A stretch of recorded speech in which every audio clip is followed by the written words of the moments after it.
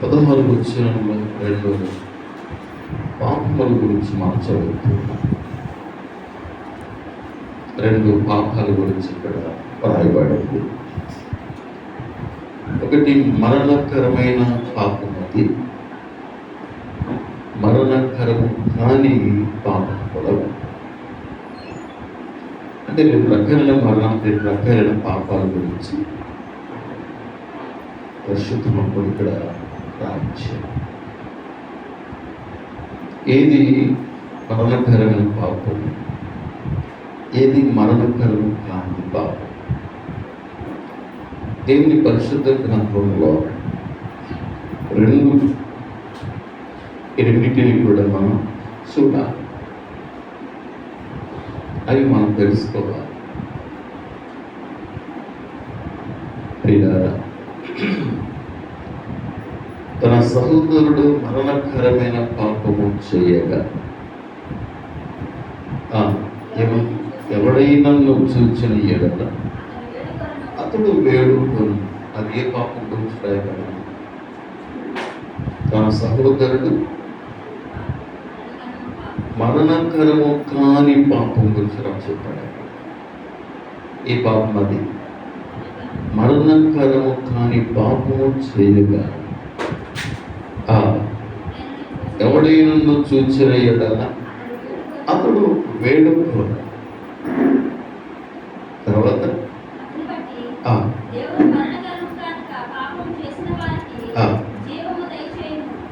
ఎప్పుడైతే చూసిన వ్యక్తి దేవుని వేడుకుంటాడో, దేవుడు ఆ వ్యక్తి యొక్క పాపం క్షమించి జీవమును దయచేస్తాడు. ఇంకా ముందుకు వచ్చింది, ఏం దయచేస్తాడంట? జీవం దయచేస్తాడంట. తన అర్థం ఏంటి? తన యొక్క రోజుల్ని దేవుడు పెంచుతాడంట. జీవం దయచేయడం అంటే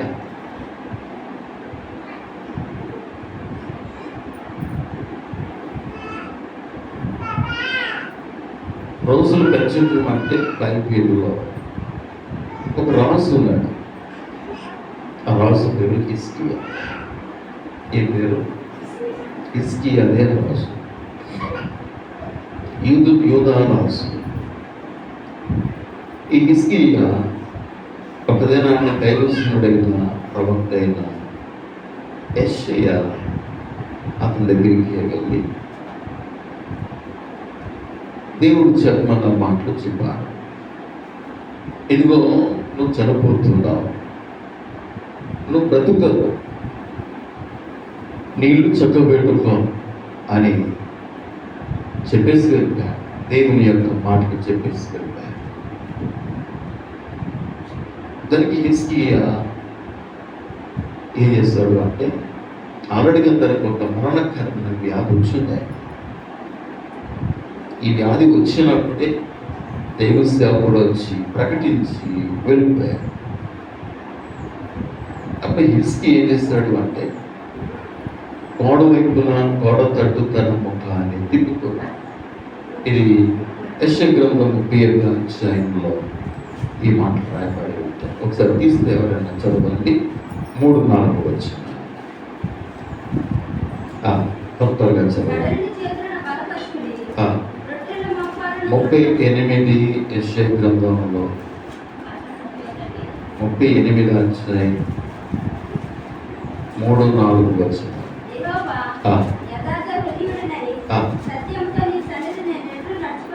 కొంచెం పై వచ్చిన,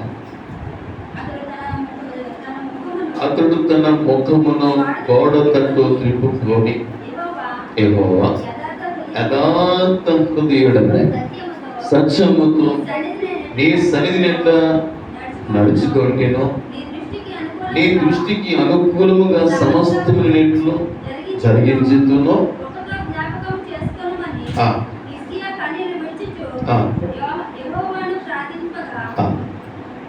చూసారా, హిజ్కియా కన్నీళ్లు విడుస్తున్నాడు. హిజ్కియా ప్రార్థన చేస్తున్నాడు.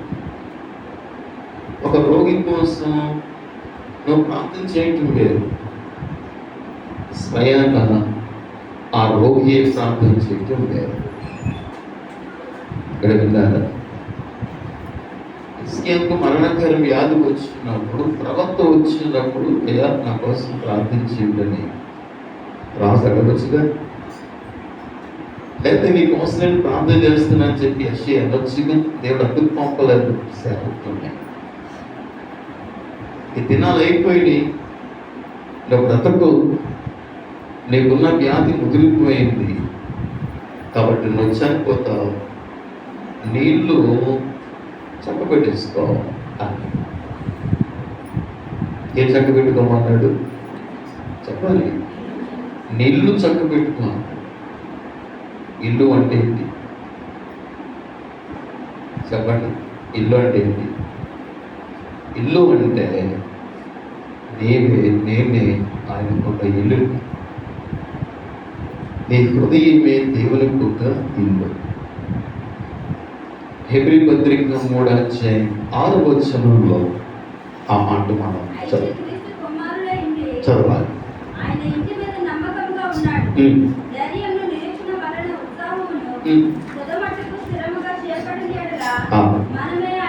అది మనమే ఆయన అంటే నీళ్లు చక్క పెట్టుకోవడం అర్థం ఏంటంటే, నీ మనస్సాక్షిలో ఏ విషయమైనా నేరరూపం చేస్తామంటే నువ్వు సరి చేసుకోవాలి, నువ్వు పశ్చాత్తాపడాలి. ఎగ్జాంపుల్ చూడండి. ఇల్లు అంటే ఒకవైపున నా హృదయం, ఇల్లు అంటే మరొక వైపున నేను నివాసం చేస్తున్న స్థలం. చూడండి, యేసు ప్రభువు చెక్క ఇంటికి ఎప్పుడైతే వచ్చాను, నేను దీవిస్తాను చెక్కయ్య, నేను దీవించడానికి వచ్చాను చెక్కయ్య అన్నాడు. అంతే ప్రభు అన్నాడు. అలాగే అన్నారు. ప్రభువారు నోరు విప్పప్పుడు మునిపోయాయి. చెప్పండి, చెక్కయ్య ఏమన్నాడు? చెప్పాలి. ఎప్పుడు విన్నా మాటలే కదా మనం చెప్పడానికి. ఏమన్నాడు చెక్కయ్య? ఇదిగో ప్రభువా, తెలియదు, ఎవరికి తెలియదు. ఇదిగో ప్రభు అన్న ఆస్తిలో సగం నేను పేదలకి ఇస్తున్నాను. నేను ఎవరి ఎంతనైతే అన్యాయంగా దేని తీసుకున్నానో 4 గంటలో నేను మరలా ఆ వ్యక్తికి నేను చెల్లించేస్తాను. ఒకవైపున తన చేసిన పాపాన్ని బట్టి తన మనస్సాక్షిలో నెమ్మది లేదు. తన మనస్సాక్షి తనపై నేరరూపం చేస్తుంది. ఏం చేస్తుంది? మనస్సాక్షి నేరరూపం చేస్తుంది. రెండవదిగా తన ఇంటి నిండా కూడా అన్యాయపు సొమ్ముతో నింపుతున్నాడు. అన్యాయముతో కూడిన సొమ్ముని తన ఇంటిలో ప్రజల దగ్గర అన్యాయంగా పన్ను వసూలు చేసుకున్న సోద. ఒకవైపున మనస్సాక్షి వేధిస్తుంది, తన ఇంట్లో మరొక వైపున తన ఇంట్లో అన్యాయంతో కూడిన సొమ్ము ఉంది. అందుకని ప్రభు ఎదుట నిలబడ్డాడు. ఇదిగో ప్రభు, నా ఆస్తిలో నేను సగం నేను పేదలకు ఇచ్చేస్తున్నాను. ఎవరి ఎదునైతే అన్యాయంగా దేని తీసుకున్నామో 4 గంటలు మరలా ఆ వ్యక్తికి నేను చెల్లిస్తాను. అంటే 10 రూపాయలు నీ దగ్గర అన్యాయం తీసుకున్నాడు అనుకోండి, 4 గంటలు అంటే ఎంత ఇవ్వాలి? 40 రూపాయలు. 40 రూపాయలు ప్లస్ అతనికి ఇవ్వాల్సినది 10 రూపాయలు. అంటే ఎంత? 50 రూపాయలు. 2000 తీసుకున్నాడు అనుకోండి అన్యాయంగా. 2000కి 4 గంటలు ఎంత? 8,000 ప్లస్ ఆ 2,000 ఎంత అయింది? 10,000. ఇలా ఉన్న చెక్క ఏమన్నాడంటే, అది మనకు పైసా పైసా పైసా కూడబెట్టి భద్రంగా దాచుకున్న సొమ్మంతటిని ఏసే తన ఇంటికి రాగానే పాపాన్ని కప్పుపుచ్చలేకపోయాడు. అది నువ్వెక్కడైనా పాపాన్ని కప్పుపుచ్చుకోవాలి, కానీ దేవుని మందిరం దగ్గరికి రాగానే నువ్వు పాపాన్ని కప్పుకొచ్చలేవు. నీ మనస్సాక్షి ఏం చేస్తుందంటే మేలుకొలుపుతాడు. నీ ఎవరి దగ్గరైనా ఒక 100 రూపాయలు తీసుకుని మర్చిపోయావు అనుకో, లేకుంటే నీ గుర్తుడు కూడా నేను ఎందుకు ఇవ్వాలి అన్నట్టుగా నువ్వు ఉంచేస్తావు అనుకో. 20 సంవత్సరాల కిందట యాకోబు అన్నను మోసగించి అన్నను దీవిస్తున్నాడు తండ్రి, కానీ అన్న రూపంలో యాకోబు వెళ్ళి దేవుని పొందుకున్నాడు, వెళ్ళిపోయాడు. 20 సంవత్సరాల తర్వాత వచ్చినప్పుడు మొట్టమొదటిగా యాషోను కలుసుకున్నప్పుడు యాకోబు అన్న మాట ఏంటో తెలుసా? అరే బాబు అన్నయ్య, నీ ముఖం చూస్తున్నప్పుడు దేవుడు నీ ముఖంలో కనిపిస్తుందా? దేవుని ముఖము చూసినట్లుగా నీ ముఖం చూస్తున్నాను అంటే నీ ముఖం ఎవరు కనిపిస్తున్నారంటే దేవుడు కనిపిస్తున్నాడు అని. అది అందుకని నీకు ఎక్కడైనా పాపాన్ని కప్పుకొచ్చేయవచ్చు, కానీ దేవుని సమూహంలో ప్రభు ఎదుట ఎప్పటికీ నువ్వు పాపాన్ని కప్పుకొచ్చలేమండి. ఒకళ్ళు కప్పుకొచ్చితే ఏదో ఒక దినాన్ని దేవుడు దాన్ని పట్టబయలు చేస్తాడు. దేవుడు కప్పుకొచ్చితే దేవుడు దాన్ని ఎప్పుడు పట్టబయలు చేయాలి, ఎప్పుడు వింటలేదు. ఇదే నీళ్లు చక్కబెట్టుకోవడం అంటే దాని అర్థం ఇదే. ఇప్పుడు ప్రభు ఎదుట ఇప్పుడు ఎలా ఉన్నాడు తెలుసా? చక్కయ్య నేను అంటాను, ఈ క్షణంలో కనుక చక్కయ్యకు గుండు కొట్టు చచ్చిపోయినా నేరుగా తన పరలోక రాజ్యానికి వెళ్ళిపోవడానికి సిద్ధంగా ఉన్నాడు. ఎందుకంటే తన అన్యాయం అంతా ఇచ్చేస్తాడు. తన కులంతా కూడా పేదవాళ్ళకి కంటే పేదవాళ్ళు కాదు, ఇలా పేదలకు స్వార్థ ప్రకటించడం కోసం ఇచ్చి వేస్తాడు. ఇప్పుడు తన మనస్సాక్షి తన నియమాలను కలవరపరచట్లేదు. నేను ఆ స్థాయిలో జీవించాను. ఎప్పుడు మరణం వస్తుందో, ఎలాంటి మరణం వస్తుందో, ఏ రూపంలో మరణం వస్తుందో ఎప్పటికీ తెలియదు. స్పాట్లో నువ్వు మరణించిన ప్రభుని ఎదుర్కోగలిగిన స్థాయిలో నువ్వు దేవుని జీవించాలి. దేవుడు అందుకే దేవుడు అంటున్నాడు, నీళ్ళు చక్కబెట్టేసుకో. యెషయా చెప్తున్నాడు, ప్రవక్త చెప్తున్నాడు. వెంటనే యెషయా చెప్పి వెళ్ళిపోతున్నాడు దైవ సేవకుడు. అప్పుడు హిజ్కియా ఏం చేస్తున్నాడంటే గోడ తట్టు తింటూనే ఏడుస్తున్నాడు. చిన్న పిల్లల బోరు మనకి కనిపిస్తూ ఉంటాడు. అంటాడు, ప్రార్థన చేస్తున్నాడు, యెహోవా యథార్థ వృద్ధుడినే సత్యముతో నేను ఎట్లా నడుచుకున్నానో, నీ దేవుని దృష్టికి అనుకూలంగా సమస్తం ఎట్లా జరిగించున్నానో ఒక్కసారి కృపతో జ్ఞాపకం చేసుకోవాలి. అలా జీవించకపోతే అంత ధైర్యంగా చెప్పగలడా? అలా జీవించాడు. దేవుని పిల్లలు, ఎందుకు దేవుడు రాజుల కోసం, నాయకుల కోసం, అధికారుల కోసం ఎందుకు ప్రార్థించమన్నాడు? వాళ్ళు యథార్థత ఉండదు. అంత రాజకీయం అన్యాయం ప్రభుత్వం పిల్లలు. అందుకే వారు ఎలాంటి నిర్ణయం తీసుకుంటారో, వారు సరైన నిర్ణయం తీసుకోవాలంటే వారికి నీ ప్రార్థన ప్రోత్సాహం చాలా అవసరం.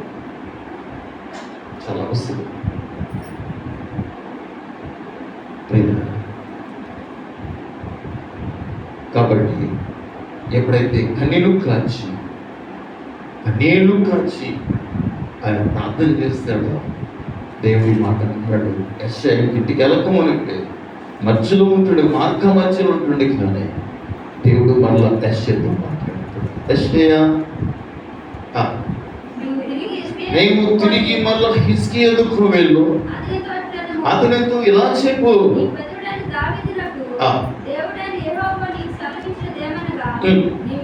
నీవు కన్నీళ్లు విడిచిట్ల నేను చూచి. ఎవరు చూశారు? ఎవరు చెప్తున్నారు ఈ మాట? దేవుడు చెప్తారు. దేవుడు చెప్పాలి.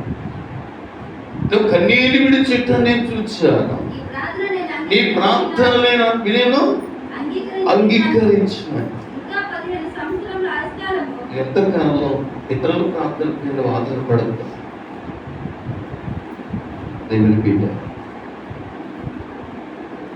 దేవుని కన్నీరు చూడాలనుకుంటున్నాడు, నీ ప్రార్థన దేవుడికి వినాలనుకుంటున్నాడు. రోగి కోసం ప్రార్థన చేసే వ్యక్తి ప్రార్థన వేరు, ఆ రోగి ప్రార్థన వేరు. ఆ రోగి ప్రార్థన దేవుడు వినాలనుకుంటున్నాడు. తన చేసిన పాపాలకు పశ్చాత్తాపడి కన్నీరు కాచినట్లుగా దేవుడు చూడాలనుకుంటున్నాడు. ఎప్పుడైతే హిజ్కియా కన్నీరు కాచాడో, ప్రార్థన చేస్తాడో, దేవుడు అన్నాడు, 17 సంవత్సరాల ఆయుస్సు నేను ఇస్తున్నాను. అది మరణకరము కాని పాపము చేస్తున్న వానికి ఏమిస్తానన్నాడట? జీవము దయచేయాలంటే తనకు అర్థం ఇదే, దాని అర్థం అది దయాసంతాను.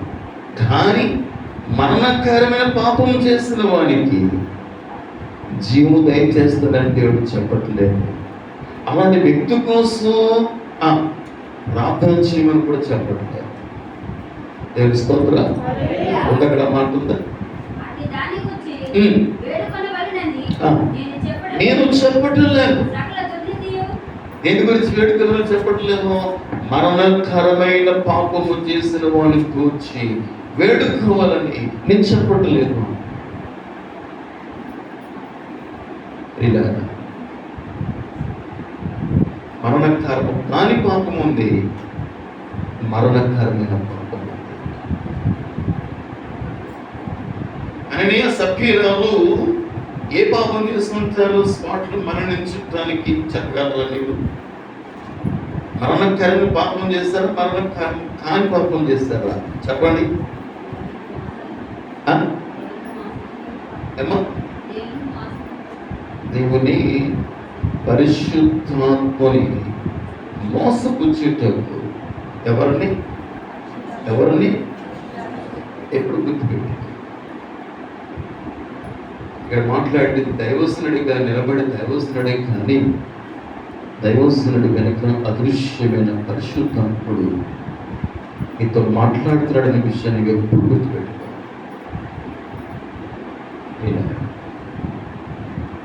వారు అనుకున్నారు పేతురే కదా అనుకున్నారు, కానీ వారు వెనుక ఉన్న దేవుని యొక్క ఆత్మతో నింపబడిన పరిశుద్ధాత్మతో నిండుకున్న పేతురు అనే సంగతి వారు గుర్తించారు. నేను ఇస్తున్నది ఎప్పుడు కూడా ఒక మనిషికి ఇస్తున్నట్టుగా భావించి అలాంటి భావన నీలో కలిగింది. నేను ఇవ్వడుతున్నాను. నువ్వు ఇచ్చేది ఏదైనా, చేసేది ఏదైనా నేను దేవునికి చేస్తున్నాను అన్నట్లుగా నువ్వు చేస్తే దాని ప్రతిఫలం నీకు ఉంటుంది. గుర్తిస్తున్నారా? బాగా అర్థం చేసుకుంటున్నారా? చదవండి ఎఫెసీ పత్రిక 6వ అధ్యాయం 6వ వచనం ఒకసారి జ్ఞాపకం చేస్తారు.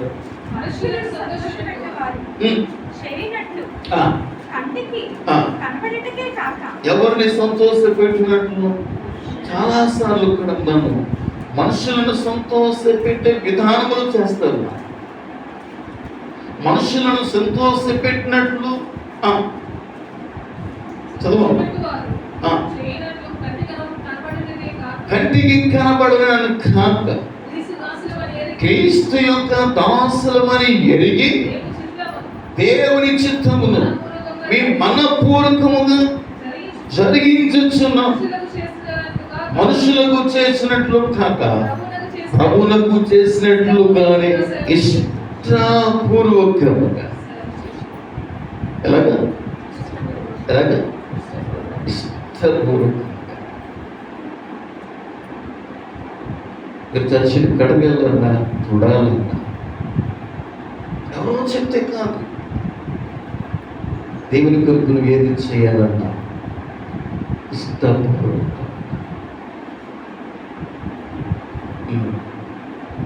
ఇష్టపూర్వకంగా నువ్వు చేస్తేనే దాని ఫలితాన్ని దేవుని ద్వారా మనం పొందుకుంటాం. చదవండి ఇంకా. ఇష్టపూర్వకముగా సేవ చేయండి, దాసుడైన స్వతంత్రుడైన మీలో ప్రతివాడు ఏ సత్కార్యము చేయును దాని ఫలము ఆమె ప్రభు వలన పొందునని మీరు అనుకుంటున్నారు. మీరు ఏది చేసినా పాస్టర్ గారు మీకేమి కూడా ఎవరివ్వాలి? ఎవరి త్వరగా పొందుకుంటామని చేయాలి?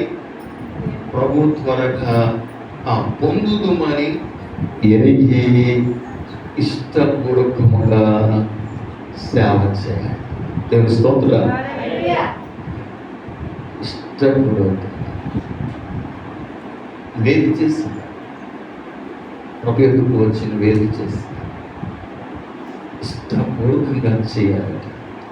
అలా ఇష్టపూర్వకంగా తీసుకుని రాలేదో అరణ్య సభ్యురాలు, అది వచ్చిన సమస్య. ఇష్టపూర్వకంగా భక్తి అనేది వాళ్ళు ఇస్తున్నారు కాబట్టి నేను కూడా ఇవ్వాలి, వాళ్ళు చేస్తారు కాబట్టి నేను కూడా చేయాలి. అప్పటికి చాలా మంది వారు ఇండ్ల వారు భూములు అమ్మినటువంటి వేళ తీసుకొచ్చి అపొస్తలుల పాత్ర దగ్గర పెడుతున్నారట. అపొస్తలుల కార్యములు 4:34 మనం చూస్తే భూములైనను ఇండ్లైనను కలిగిన వారు అందరూ వాటిని అమ్మిన వాటి వేళ తెచ్చి అపొస్తలుల పాదముల దగ్గర పెట్టింది. ఎక్కడ పెట్టారు? అపొస్తలుల పాదం దగ్గర పెట్టి. ఎందుకు అంత స్పష్టంగా అపొస్తలులకు ఇచ్చారు అని అక్కడ ఎందుకు దేవుడు రాయించలేదు? అపొస్తలుల పాదములను అన్నమాట ఎందుకు రాయించాడు దేవుడు తెలుసా? ఇలా నువ్వు కలిగిన డబ్బు ఏదైనా సరే అది ఉండవలసింది ఇక్కడే కానీ, కాలు కిందనే కానీ ఇక్కడ కాదు, లేక ఇక్కడ ఒకవేళ ఇక్కడే ఉందనుకో, అది నీ హృదయంలో ఏమైనదంటే ఒక విగ్రహారాధన. ఇదట విగ్రహారాధన. మత్తయి సువార్త 6:21 ప్రభు ఇదే మాట అన్నారు. 21-24 నీ ధనము ఎక్కడ ఉండునో అక్కడనే నీ హృదయం ఉండును. చూసారా? ధనమునకును హృదయానికి లింక్ ఉందండి. అంత రాయలు చూడాలి చెప్తున్నప్పుడు చూడండి రాయలు. హృదయానికి చెప్పండి, డబ్బుకి రెండింటికి లింక్. ధనం ఎక్కడ ఉండును అక్కడనే నీ హృదయం ఉండు. అంటే ఎవరు హృదయము డబ్బు దగ్గర ఉంటుందో, డబ్బు ఎవరు హృదయం కలిగి ఉంటారో బైబిల్ చెప్తుంది, ప్రభు మాట్లాడుతున్నారు. అదే విగ్రహారాధన.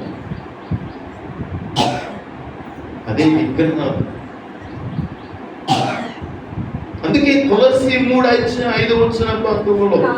కావు విగ్రహారాధన అయినా ధనాపేక్షను చక్కగా.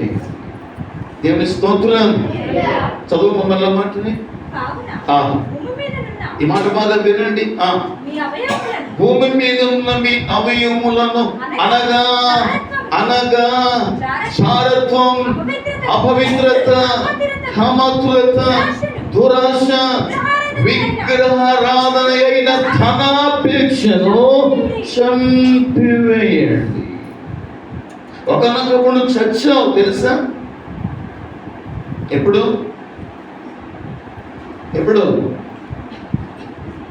చెప్పరే? బాప్తిజం తీసుకున్నప్పుడు నువ్వు చచ్చావు. అదే చచ్చిపోయిన వాడి దగ్గరికి వెళ్ళండి. వాడికి ఇష్టమైన బోట్లు సారా తాగుతాడేమో, తీసుకొచ్చి కాస్ట్లీ గోడ చేతిలో పెట్టండి, వాడు తాగుతాడు. దాన్ని తాగుతాడు. బాగా ప్యాకెట్లాడే వ్యక్తిని తీసుకోండి, వాడికి చాలా ఇష్టం. ఏసీలు వాడి ప్యాకెట్లాడు, వాడికి ఇష్టం బాగా. ప్యాక్ ముక్కలకి చేతిలో పెట్టబడి ఆడడానికి పెట్టచ్చు చెప్పండి, ఆడుతాడా? చెప్పండి, ఆడు. తాగడు. ఎందుకని చచ్చాడు వాడు. నువ్వు బాప్తిస్మలో మనలోకి వెళ్తావు, కానీ నమ్మకమే నేను చావలేదని రుజువు చేస్తాను. నీ పనులు చూస్తుంటే క్రియలను రుజువుపరుస్తుంది. నేను చావలేదని పాస్టర్ గారు అంతగా నీ మాటలు ఉంటాయి, నీ ప్రవర్తన ఉంటుంది. చాలా సగటు ప్రియా దేవుని బిడ్డగా కొన్ని నువ్వు చచ్చిన తర్వాత కరమేనను ఎదుగుతూ ఉండగా, దేవుడు ఎదుగుతూ ఉంటుండగా ఏవైతే నీకు ఇష్టముగా ఉంటాయో వాటిని నువ్వు చంపుతూ రావాలి. వాటిని చంపుకుంటూ రావాలి. దేవుని కొరకు వాటిని అంకితం చేస్తూ రావాలి. దేవుని కొరకు ఇచ్చ వేస్తూ రావాలి. మీరు డబ్బుని ఎంతగా అధికంగా ప్రేమించుంటే ఈ ఎవరి యొక్క భార్య భర్తలు డబ్బు మీద మమకారం పెరిగి వారు దాచుకుని వస్తారు. వాళ్ళు ఓకే, దాచుకుంటే దాచుకున్నా. పేతురు అదే అంటాడు, నీ అర్థం ఉన్నప్పుడు అది నీదే కదా, అమ్మిన పిమ్మట కూడా అది నీ వశమైనది కదా. దేనికోసం అమ్మాడు అసలు? దేనికోసం అమ్మాడు చెప్పండి? కొంత దాచుకుని కొంత తీసుకొచ్చి ఎందుకు? దేవుని పరిశుద్ధాత్మను మోసపుచ్చుకున్నాడు. అంటే దాని అర్థం ఏంటి? కొంత ఎందుకు ఇచ్చాడు, కొంత ఎందుకు దాచుకున్నాడు? 34 మళ్ళా చదవండి ఆ మాట. 4:34 అపొస్తలులు కానీ భూములైనను ఇండ్లైనను కలిగిన వారందరూ వాటిని అమ్మి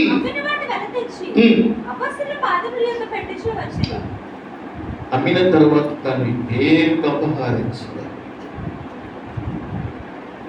భూమిని అమ్మిన తర్వాత ఎంత డబ్బు వచ్చిందో, ఎన్ని లక్షలు వచ్చినాయో, ఇల్లు అమ్మిన తర్వాత ఎన్ని లక్షలు వచ్చినాయో ఆ క్యాష్ పట్టుకువచ్చి అపొస్తలుల పాదం దగ్గర పెట్టేస్తారట. అందులో ఎవరు మిగిల్చుకోలేదు. ఇది నాది అని అనుకోలేదు.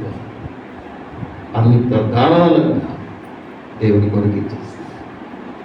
దాని దీనిలో అమ్మడి గారి కొంత ఆలస్యం చేశాడు. అంటే ఇద్దాంలే, రేపిద్దాంలో పట్టుకెళ్ళి, ఎల్లుండిద్దాంలో పట్టుకెళ్ళి అనుకున్నట్టుగా కాస్త ఏం చేస్తాడంటే ఆలస్యం చేస్తాడు, జాబు చేస్తాడు. ఈ లోపల సాంతడు గుసగుసలాడాడు అననీయ విషయంలో. అననీయ, ఎవరు చూస్తారు? నీ ఆలోచన ఎవరికి తెలుసు? నువ్వు ఎవరికి చెప్పలేదు కదా. నువ్వు కొంత దాచుకుంటే అది ఎవరో తెలియదు కదా. తెలుసా నీకు? అప్పుడు అది ఆలోచన ఇస్తాడనే సంగతి తెలుసా? ఎంత చుట్టూ పని చేస్తాడో తెలుసా? ఆదివారం సాధనడు ఎప్పుడు వారం అంతా దొరకదు నీకు పని. సరిగ్గా ఆదివారమే నీ పని కోసం పని ఇవ్వటానికి రంగంలో దించుతాడు. అవును కదా, వారం అంతా పని లేదు కదా, తాగరాని ఇంత పని వచ్చిందిగా, ప్రభు అని కొందరా నన్ను క్షమించు. మరొక వారం వెళ్తాంలే, దేవుడు ఏం చేయడుగా, దేవుడు శిక్ష విధించడుగా. అందుకొక దేవుడి దగ్గర క్షమాపణ అడిగేసి వెళ్ళిపోతా ఉంటాడు. చాలా సాతానుకు తెలుసు వాడు చాలా ప్రియత. నీవు ఆత్మీయంగా బాగుపడటం, ఆత్మీయంగా నువ్వు క్షమాభివృద్ధి చెందటం, నువ్వు ఆత్మీయంగా సమాధానంగా సంతోషంగా ఉండటం వాడు ఎప్పుడు కూడా భరించలేడండి. సాతానుడు ఏదైనా తోటి ఎంత అందమైనది పరదేశండి, అది మరణం అనేది లేదండి వాళ్ళకి. ప్రపంచంలో వృక్ష ఫలాలన్నీ కూడా అక్కడ ఉన్నాయండి. ఒక్కొక్క పండు తింటే ఎంత టేస్ట్ అండి, ఎంత టేస్ట్. ఇలా అలాంటి పరదేశంలో వాళ్ళు ఉండటం సాతానుడు భరించలేకపోయాడండి. యుక్తిపరుడు సరే ఏ విధికైనా సరే దేవునికి దూరం చేయాలి. ఈ పరదేశం నుండి వారిని పూర్తిగా బయటికి పంపించేయాలి. ఏ సంగతి ఈరోజు కూడా చేసేది అంటే దేవుని సన్నిధికి రాకుండా, దేవుని ఆనందం పొందకుండా, దేవుని యొక్క నీతిలో ఎదగకుండా, పరిశుద్ధాత్మ ద్వారా కలిగి ఆనందంలో పాలు పొందకుండా, దేవుని ప్రభు దగ్గరికి రాకుండా దూరం చేయడానికి సాకుడు ఎంత ప్లాన్ చేస్తాడు. దేవుని రాజ్యం అంటే ఏమిటి? రోమిలికి రాసిన పత్రిక 14:17 రాయబడింది కదా,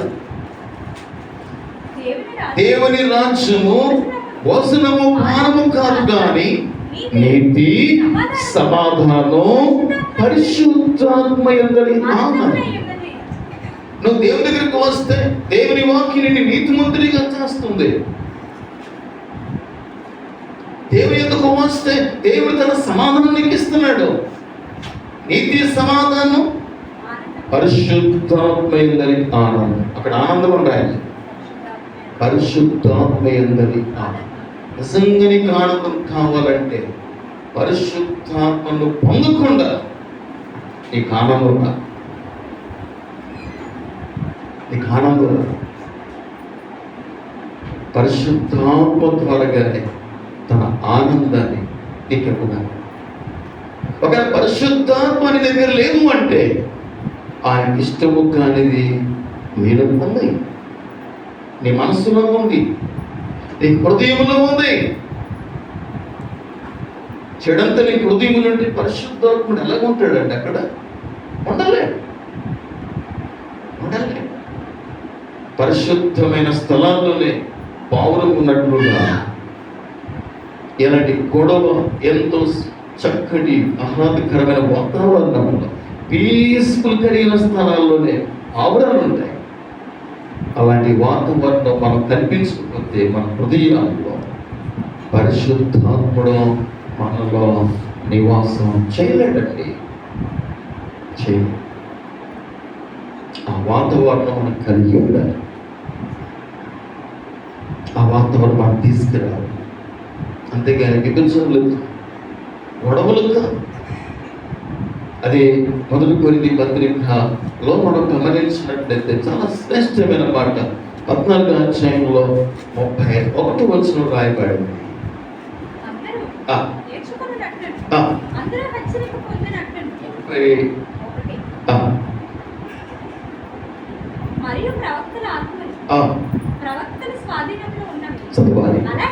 అలాగే పరిశుద్ధుల సంఘములన్నిటిలో దేవుడు సమాధానమునకే కర్త గాని అది గొడవలు పెడతా ఉంటే పరిశుద్ధాత్ముడు ఎలాగుంటాడండి? అల్లరికి కర్త కాడు పరిశుద్ధాత్ముడు. అల్లర్లు కలగకుండా చూడవలసిన బాధ్యత నీది, అందరిది. గొడవ లేకుండా చూడవలసిన బాధ్యత మనందరిది. ఎందుకంటే పరిశుద్ధాత్ముడు సమాధానములకి కర్తగా. నిజంగా నువ్వు పరిశుద్ధాత్మను కలిగి ఉంటే విభిన్నమైనటువంటి ఇద్దరు వ్యక్తుల మధ్యలో సమాధానం తీసుకొస్తావు. ఇంకా విభజన తీసుకురావు. అక్కడ వారు కలపడానికి, దగ్గరికి తీసుకురావడానికి నువ్వు ప్రయత్నం చేస్తావు. అది ఎలా సాధ్యం అంటే పరిశుద్ధాత్మ ద్వారా మాత్రమే సాధ్యం. పరిశుద్ధాత్మ ద్వారా మాత్రమే సాధ్యం. దేవుని పిల్లలు, ఆదాము ఇంట్లో జరిగిన సంఘటన చూడండి. ఇద్దరు కూడా బలి అర్పించడానికి వెళ్ళారు. తమ్ముడు అర్పించాడు, తమ్ముడు దేవుడు అంగీకరించాడు అనేది అంగీకరించాడు. ప్రభువా, నా బలిపీఠం అంగీకరించకపోవడానికి, నా బలి అర్పణ అంగీకరించుకోవడం కారణం ఏంటి? నాలో ఉన్న లోపం ఏంటి అని ప్రభుని అడుగుంటే, ఇదే యొక్క అయ్యను నువ్వు సరి చేసుకోగలయ్యా, ఈ బలహీనత నీలో ఉందయ్యా దేవుడు స్పష్టంగా చెప్పుండేవా. కానీ తమ్ముడి మీద అసూయం తెచ్చుకున్నాడు. నాకంటే వాడు ఎక్కువ, నాకంటే తర్వాత పుట్టాడు అన్నట్టుగా ఒక రకమైన ఈర్ష్య, అసూయం పెంచుకోలే అంతమొందించాలనుకున్నాడు తమ్ముడిని. అంతమొందించి ఎవరు చూడలేదు అనుకున్నాడు. పైన స్వరం వినిపిస్తుంది, హే కయీనా, నీ తమ్ముడేడి, ఎక్కడ? నా తమ్ముడికి నేను కావలేవాడా? నీ తమ్ముని యొక్క రక్తం నేల నుండి నాకు మొరపెడుతున్నాయి. ఎక్కడ తప్పించుకోగలరండి ఈ కయ్యను?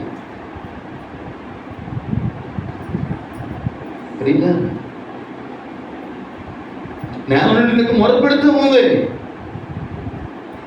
నువ్వు భూమి మీద దిగులు పడచ్చు, దేశ దిమ్మరమై ఉంటావు.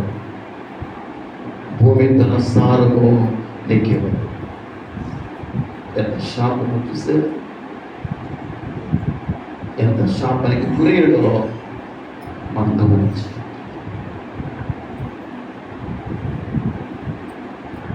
భూమి పండదు, తినడానికి తిండి ఉండదు, దేశ దిమ్మరగా తిరుగుతాడు. అలాగే త్వరగా మరణం వస్తుంది అంటే అతను మరణించకుండా దేవుడు ఒక గుర్తు వేస్తాడు. మరణం అనేది రాబోయే మహాశ్రమల కాలం అనేది ఇలాగే ఉంటుంది. తెలుసా నీకు? ఇలాగే ఉంటుంది. ఒకసారి ఆ మాట జ్ఞాపకం చేస్తారా? చిన్న విషయం జ్ఞాపకం చేస్తాను. ప్రకటన గ్రంథం 9:6 ఆ దినములలో, ఏ దినములో? అవి మహాశ్రమల కాలం. ప్రకటన గ్రంథం 6:19 వరకు కూడా ఈ భూమి మీద మహాశ్రమల కాలం.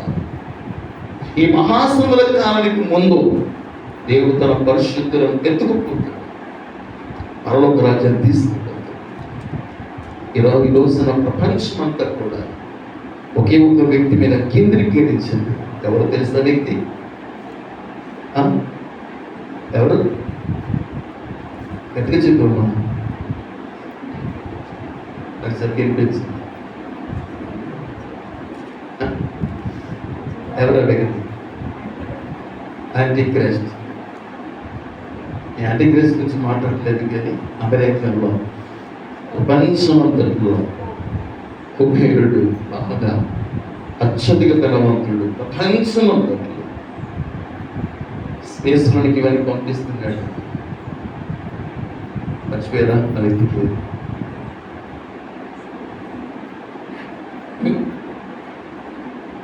పరిమళ ప్రబలబుద్ధి అదే బిడ్డ 9 నెలల్లో స్పేస్లోకి వెళ్ళినటువంటి, చంద్రమండలానికి వెళ్ళినటువంటి 2 వ్యక్తులు అక్కడ కొన్ని పరిస్థితులను బట్టి ఇద్దరు కూడా 9 మాసాలు ఉండిపోయారు స్పేస్. ఆయన ఎవరు తీసుకురాలేకపోయారు. ఎవరు తీసుకొచ్చారు? అమెరికాలో ప్రపంచమంతట్లో మహాధనవంతుల గురించి మనం మాట్లాడుకుంటాం.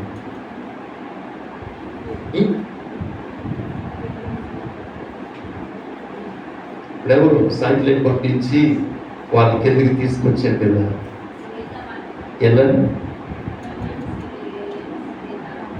ఎలా వస్తుంది ఆ మాట చెప్పడానికి ఎలా వస్తుంది.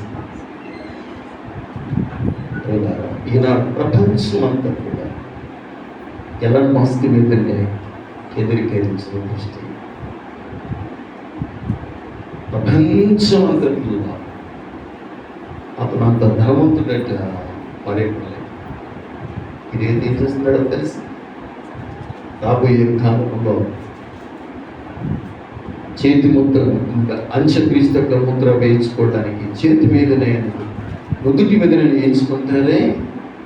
ఈ రోజున అదే ముద్రలో మనుషుల యొక్క బ్రెయిన్లో వేయటానికి అన్ని ప్రిపేర్ చేస్తున్న వ్యక్తి ఎలన్ మస్క్.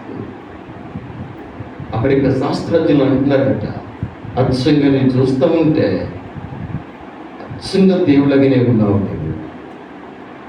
బహుశా ఎలన్ మస్క్ అంత్యక్రీస్తు ఒత్తుడు లేదు నాకు చెప్పలేదు, కానీ ఒకటి మాత్రం నేను చెప్పగలను. ఎలన్ మస్క్ అంత్యక్రీస్తుకి మార్గాన్ని సుమంగళం చేస్తున్నాడు, మార్గాన్ని సరళం చేస్తున్నాడు అని చెప్పగలరు ప్రభావంలో దేవుడి. కాబట్టి ఆ మహాశ్రమల కాలంలో సంభవించే ఒక సంభవం ఈ 9వ అధ్యాయంలో రాయబడి ఉంటుంది. ఒక నక్షత్రం, ఆకాశంలో ఒక నక్షత్రాన్ని భూమి మీద పడినప్పుడట భూమి ఏమవుతుందో తెలుసా? భయంకరమైన అగాధం ఏర్పడుతుందట. అగాధం ఏర్పడుతుందట. ఇవి తలసగా వింటున్నాము. ఆస్ట్రేలియాలో స్పేస్లో కొన్ని కోట్ల ఆస్ట్రేలియా తిరుగుతూ ఉన్నాయి. భూమి పైన ప్రపంచం పైన స్పేస్లో తిరుగుతూ ఉన్నాయి. ఎప్పుడైతే ఒక ఆస్ట్రేలియా వచ్చి భూమిని తాకిందో అక్కడ ఏమవుతుందో తెలుసా? భూమి అగాధం ఏర్పడతాట. అగాధం నుండి ఏమొస్తున్నాయంట? మిడతలు వస్తున్నాయి. మిడతలు అంటే మనకు కనిపించే ఆకుల మీద కనిపించేటువంటి మిడతలు అనుకుంటున్నాం పొరపాటుగా. ఆ మిడతలు కాదు. దేవుడు మహాశ్రమల కాలంలో దుష్టుల కోసమే, దుర్మార్గుల కోసమే దేవుడు దాచి ఉంచిన ప్రియదే బిడ్డరా ఆ మిడతలంట. ప్రభుత్వ ప్రియులారా, కాబట్టి ఎప్పుడైతే ఆ మిడతలు వస్తున్నాయో ఆ మిడతంట ఒక్కసారి మనిషిని కొడితే దాని యొక్క తీవ్రమైన పదం 6 నెలలు ఉంటాయి, 5 నెలలు ఉంటాయి. దాని నేను ఇక్కడే ఉన్నాను అనుకోండి, బ్రదర్ ఇక్కడ ఉన్నాడు అనుకోండి, నేను దేవుని ముద్ర కలిగి ఉన్నాను అనుకోండి, అంటే అంత్యక్రీస్తు ముద్ర వేయించుకోలేదు అనుకోండి, నేను బ్రదర్ అంత్యక్రీస్తు ముద్ర వేయించిన మరొక వ్యక్తి ఇప్పుడు ఉన్నాడు అనుకోండి, నన్ను ఏం చేయదని మిడత. ఆ మిడత ఎవరిని ఏం చేస్తుందంటే దేవుని ముద్ర లేని మనుషులకి తప్ప, అంటే ఎవరైతే దేవుని ముద్ర లేదో, ఎవరైతే అంత్యక్రీస్తు ముద్ర కలిగి ఉన్నారో, ఇప్పటికీ ఆ ముద్రట పిల్లల 1,00,000 మంది వేసుకున్నారట. ఇప్పుడు చెయ్యిలు పెడితే చాలండి, అన్ని స్కాన్ అయిపోతాయట. ఆ ముద్ర చేతి మీద కానీ నుదుటి మీద కానీ అక్కడ మాత్రమే పనిచేస్తుందట ఆ ముద్ర. ప్రియులారా, చదవండి ఒకసారి, మొదట వచ్చి చదవండి మళ్ళా.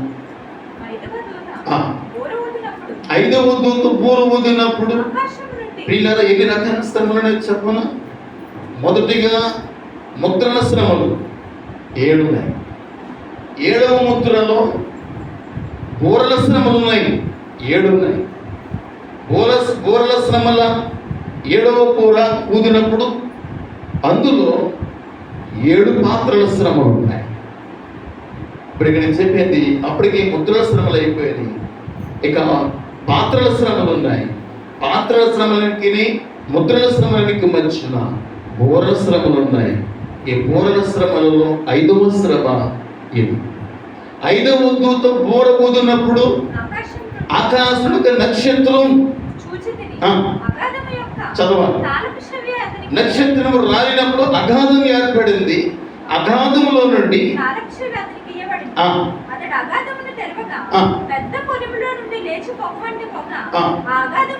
అగాధంలో నుండి ఏం లేస్తుందంటే పొగ వస్తుందంటండి.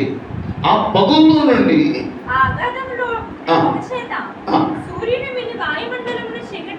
చదవాలి.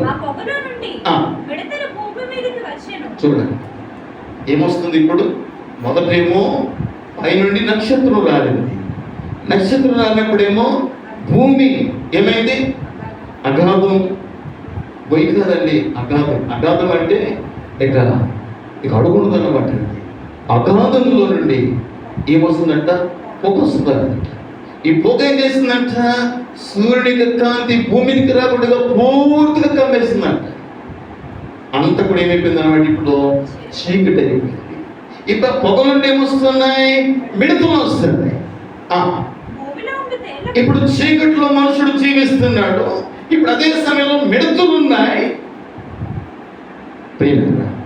ఆ మిడతలు ఎవరిని ఎప్పుడు ఏ రీతిగా పుడతాయో తెలియదు. చదవమ్మా. అది తన బలమంతా ఎక్కడుంది అంటే, తేలుకు బలమంతా ఎక్కడుంది?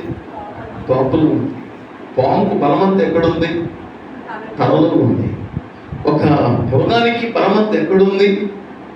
దాని కొమ్ములో ఉంది. ఇది అర్థమైందా? దీని బలవంతి, ఈ మిడత యొక్క బలవంతి ఎక్కడుందంటే తోకలు ఉందంట. తేల తోకల వంటి తోకలు. అసలు మిడత ఎలాగుందంటే మిడత, ఆ మిడత ఆకారం వచ్చి చూడండి. ఆ మిడతల రూపం ఎంత ఉందండి? ఆ మిడత చెప్పాలి ఎంత ఉంది? యుద్ధమునకు సిద్ధపరచబడిన గుర్రం ఎంత ఉంటుందండి? సేమ్ గుర్రములకు గంటి మిడత, గుర్రం కాదు. దాని తలలు అనుకునేంట మనుషుని ముఖాలు, మనుషుని ముఖముల వంటి అంట. వాటి తలలో ఉన్నటువంటి వెంట్రుకలు అంట స్త్రీల తల వెంట్రుకలు వంటి పొడవాటి వెంట్రుకలు అంట. వాటి యొక్క పండ్లు సింహం యొక్క కోరల వంటి అంట.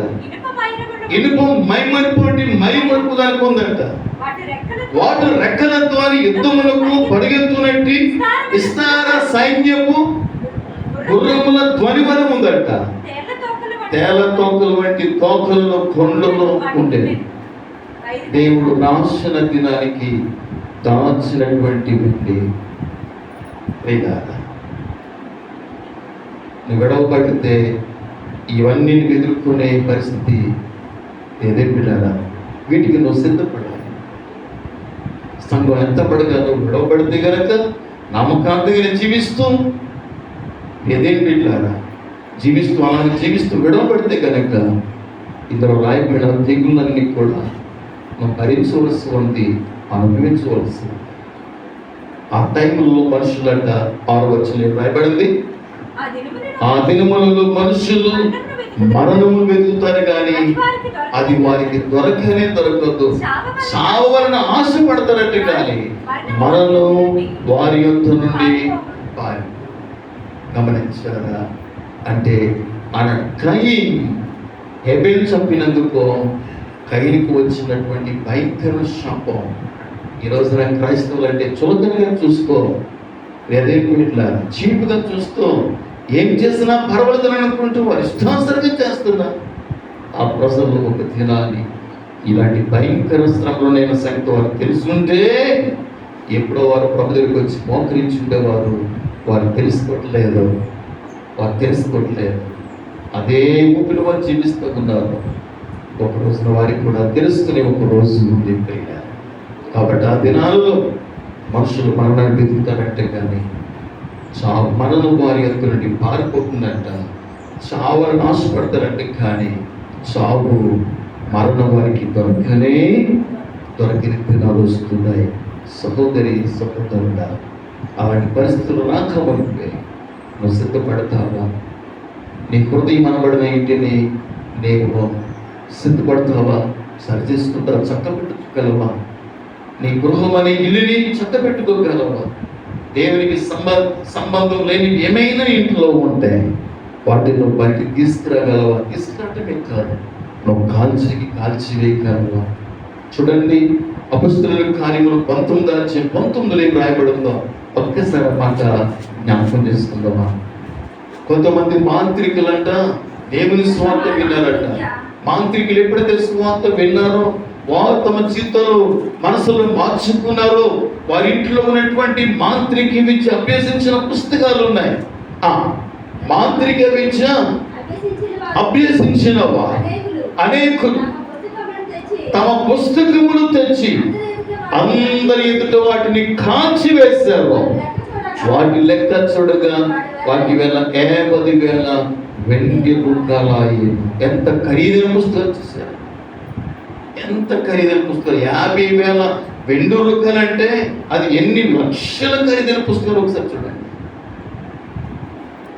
మేము ప్రభుత్వం అనుకున్నాం కదా, మా దగ్గర ఉండకూడదు, మీ దగ్గర ఉంచుకొని ఉన్నప్పుడు మీరు చేయండి అమ్మా.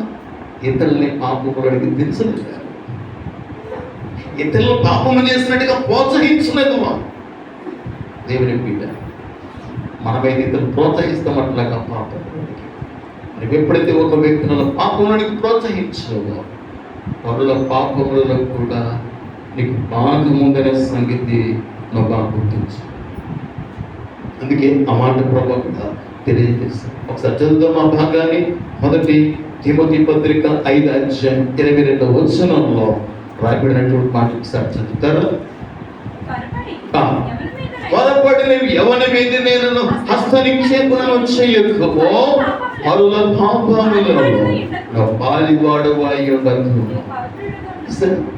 పరుల పాపములలో నువ్వు పాలివాడవై ఉండకము, నువ్వు పవిత్రుడుగా ఉండినట్లుగా చూసుకోలేము. చూసుకోవలసిన బాధ్యత ఇలా మనతో ఉంటున్నారు.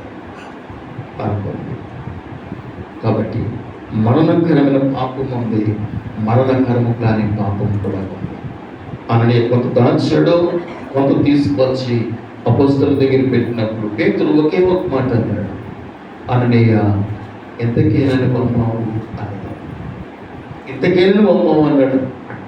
నోరు తెరిచి లేదయ్యా ఇంకా ఉంది, నేను దాచుకున్నానని ఒక మాట చెప్పుంటే పరిస్థితి ఎట్లా ఉంటుందో. ఏమన్నాడు అక్కడ? ఇంతకే అమ్మితులు అని అన్నప్పుడు ఇక్కడే ఉన్నారమ్మా తల్లి చెప్పి మాట వెంటనే సమాధానం చెప్పలేదు. అపొస్తలుల కార్యములు 5:3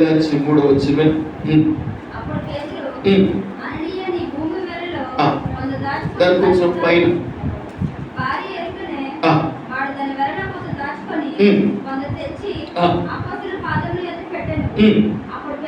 పేతురు అననీయ నీ భూమి వెలలో కొంత దాచుకుని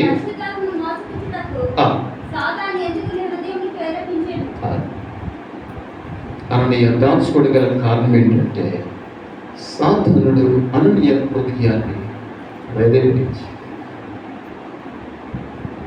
ఇలా ఏది ప్రేరేపణ దేవుని ప్రేరేపణ, ఏది పరిశుద్ధాత్మ ప్రేరేపణ మెరుగుతున్నాం.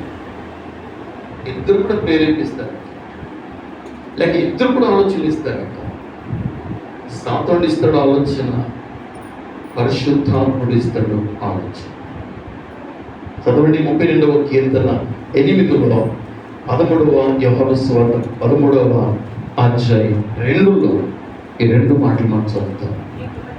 నీకు ఉపదేశము చేస్తాను, నడవలసిన మార్గాన్ని నీకు బోధిస్తాను, నీ మీద నేను దృష్టి ఉంచుతాను, నీకు ఆలోచన నేను చెప్తాను. చూస్తారా, దేవుడు కూడా నీకు ఆలోచన ఇస్తానంటున్నాడు. దేవుడు కూడా నీ మీద దృష్టి నిలుపుతానంటున్నాడు.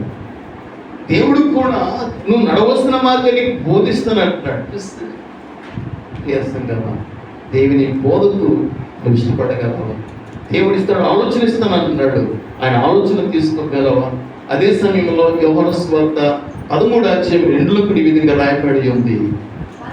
వారు భోజనము చేయించుండగా అప్పగింపు వల్లండి సీమోను కుమారుడు ఇస్కరియోతు యూదా హృదయంలో అపవాది ఎంతకు ముందే ఆలోచన పుట్టించి.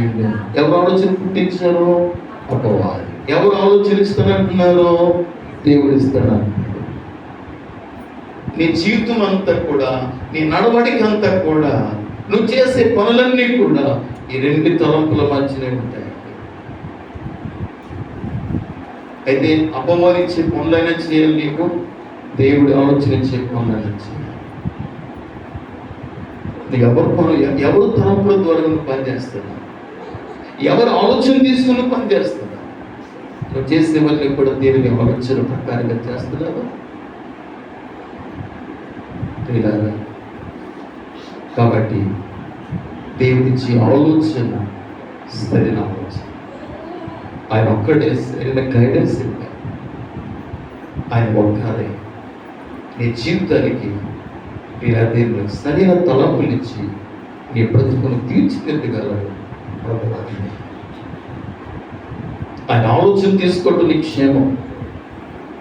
నీ సొంత తలంపులతో వెళ్తే కనుక ఏదో ఒక రోజున నీ జీవితం స్పాయిల్ అయిపోతుంది. అలా వెళ్ళిన వ్యక్తి బైబిల్లో ఒక వ్యక్తి ఉన్నాడు. ఆయన పేరు దావీదు శత్రువుగా మారిన సౌలు. దేవుడిచ్చాడు ఆలోచన, దేవుని సేవకుడిని ఆలోచన ఇచ్చాడు. ఆలోచన తీసుకోరా, తన సొంత తలంపులకు ఏం చేస్తాడో తెలుసా? దేవుడు ఏం చెప్పాడో దానికి వ్యతిరేకత చేశాడు సౌలు. దానిని బైబిల్ ఏం చెప్తుందంటే నీ స్వబుద్ధిని ఆధారం చేసుకోవద్దంటే. చదువు ఒకసారి బాగానే సామెతలు 3:5 ఆ మాట మనకు ఒక్కసారి చదువుతారు. సామెతలు 3:5. నీ స్వబుద్ధిని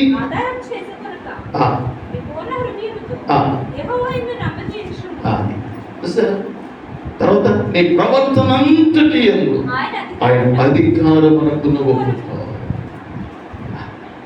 ఏం చెప్తున్నాడు ఇక్కడ? నీ స్వబుద్ధిని, నీ స్వబుద్ధి అంటే నీ సొంత బుద్ధి, నీ సొంత బుద్ధి. అలా స్వబుద్ధిని ఆధారం చేసుకున్నాడు ఎవరు? సౌలు. అన్నిటిని వధించమంటే, అన్నిటిని నాశనం చేయమంటే, మంచి వాటిని, బలిసిన వాటినన్నింటిని, క్రొవ్విన వాటినన్నింటిని మిగిల్చుకున్నాడు. అదే స్వబుద్ధిని ఆధారం చేసుకున్నాడు.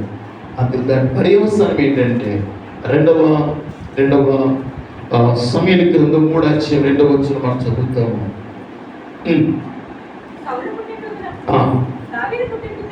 చదవాలి. బహుకాలం యుద్ధము జరగగా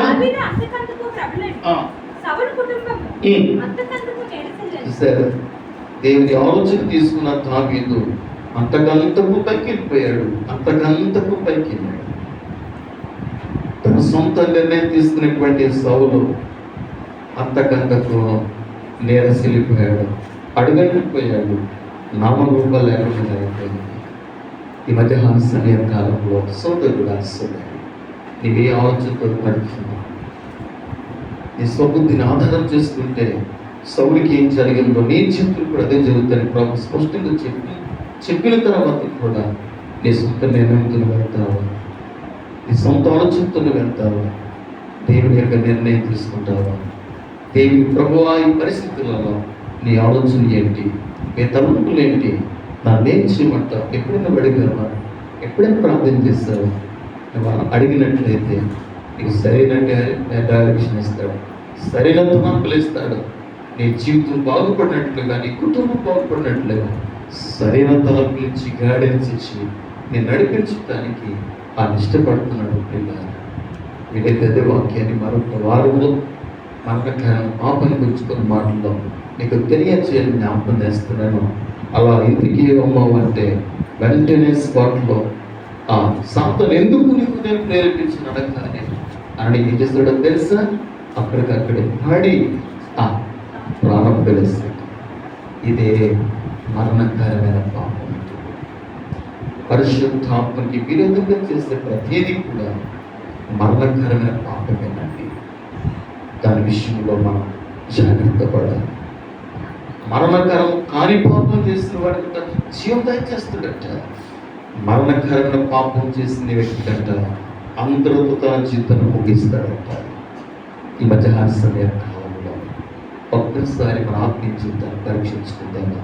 తలలో వంచుకోండి, కళ్ళు ముయ్యండి, ఒక్కసారి పరిశీలన చేసుకుందాం, పరీక్షించుకుందాం. ఏ విధంగా ఉంది నీ ఆత్మీయ జీవితం?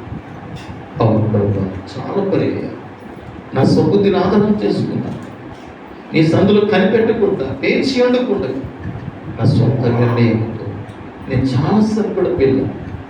అందుకే నా జీవితం అభివృద్ధిని చూడలేకపోతున్నాను, ఆశీర్వాదాన్ని చూడలేకపోతున్నాను. దావీదు అంతకంతకు ప్రబలతే అంతకంతకు సౌలు వలె నేను కూడా నిరసించుకుంటున్నాను. దావీదు వలె నేను కూడా కనిపెడతానంటబ్బా. దావీదు వలె నీ స్థితులను వెయిట్ చేస్తానంటబ్బా. ఒక నిర్ణయం తీసుకోగలవా? ప్రార్థించుకుందాం. ఒక నీతో మాట్లాడినట్లయితే ఒక నిర్ణయం తీసుకుందాం. ఒక నిర్ణయంతో మనం బయటికి వెళ్తాం. మీరు ఎవరైనా ఒకరు ఆత్మ ప్రేరేపించబడినవారు వాక్య నిమిత్తమే ప్రార్థించినట్లయితే మనం ప్రార్థనాశ్రవం ముందుకు వెళ్దాం. ప్రార్థించే